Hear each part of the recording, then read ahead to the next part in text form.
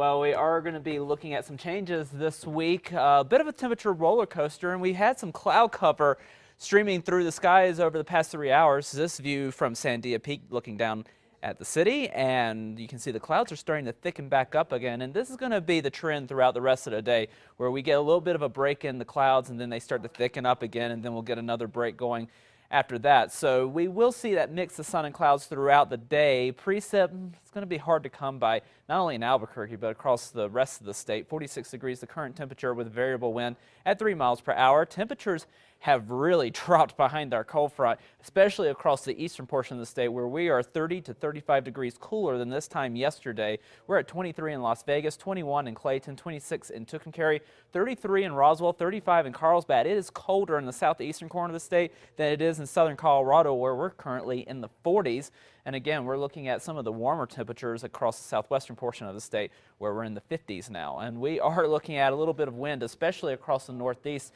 Las Vegas at a 35 mile per hour sustained wind, 15 mile per hour winds from Raton over to Clayton. And you put these winds on top of the already cold temperatures in the 20s, and we have wind chills in the single digits. It feels like it's 4 degrees right now in Las Vegas. It feels like it's 8 in Clayton, 9 in Raton.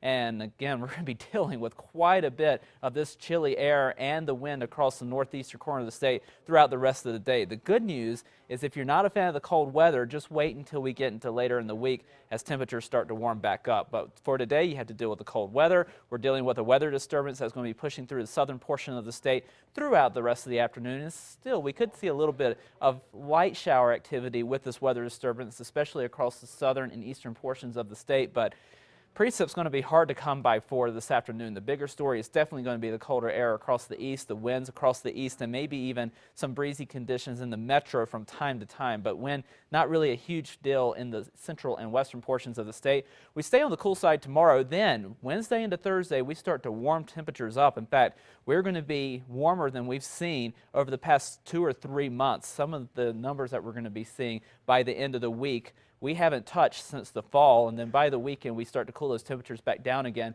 as we get a couple of storm systems at least scrape the northern portion of the state. It's not going to be a very great track for us to get any winter weather, but we at least will have the chance of getting a little bit of shower activity going over the northern mountains in southern Colorado. Temperatures into the 40s for this afternoon across southern Colorado, up to 50 degrees on Thursday.